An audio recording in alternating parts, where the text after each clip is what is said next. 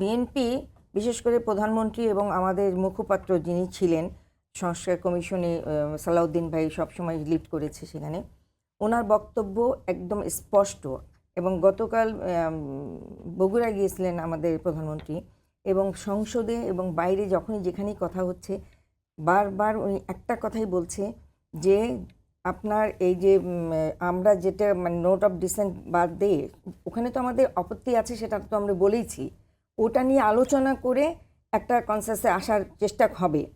কিন্তু যেগুলিতে আমরা রাজি ছিলাম সেগুলি অক্ষরে অক্ষরে আমরা পালন করব। এটার অর্থটা কি?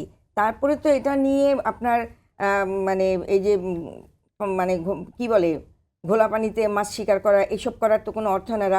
রাস্তায় আন্দোলন ডাকা, আন্দোলন মানুষ তখনই নামে যখন দেখে যে সেখানে তার মৌলিক চাহিদার প্রতিফলন হচ্ছে। তো সুতরাং আজকে শুধু বিরোধিতার জন্য বিরোধিতা, যেটা গত 17 বছর আমাদের উপরে যেভাবে চাপিয়ে দেওয়া হয়েছিল, প্রত্যেকটা ক্ষেত্রে আমাদেরকে মানে কোণঠাসা করে রাখা হয়েছিল, জনগণকে, সকল পার্টিকে, এবং সরকার সেটা করে কিন্তু তার স্বৈরাচারী আচরণ দেখিয়েছে। আর এখন আমাদের সরকার, বিশেষ করে বিএনপি সরকার, সেই স্বৈরাচারী আচরণ দেখাচ্ছে না। তারা এই যে আপা একটা কথা বললেন, এই মানে মার্দিয়া, যে বাক স্বাধীনতা, বাক স্বাধীনতার অর্থ এই না যা ইচ্ছা তাই বলা যাবে।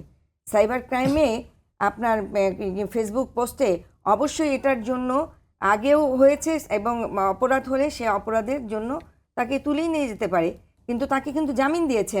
অনেক সময় অনেকের তো জামিনও হয় না।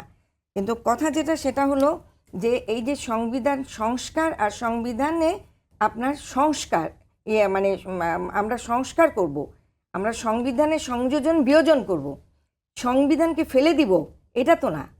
এটা তো হয়, এটা তো নতুন না। অলরেডি পঞ্চদশ সংশোধনী এসেছে, না হয় ষষ্ঠদশ আসবে। কিন্তু তার অর্থ এই না এই সংবিধানে যা আছে সব সংস্কার করে সংবিধানকে মানব না, এই সংবিধান বাদ হয়ে যাবে, এইটা তো কখনোই হতে পারে না। কারণ এই সংবিধান বাংলাদেশের অস্তিত্বের সংবিধান। আমরা জুলাইকে যেভাবে ধারণ করি, তার আগে কিন্তু ৭১ আমাদের মানে সব মানে মূল চেতনা। সে ৭১কে তো আমরা কোনোভাবেই মানে ফেলে দিতে পারি না।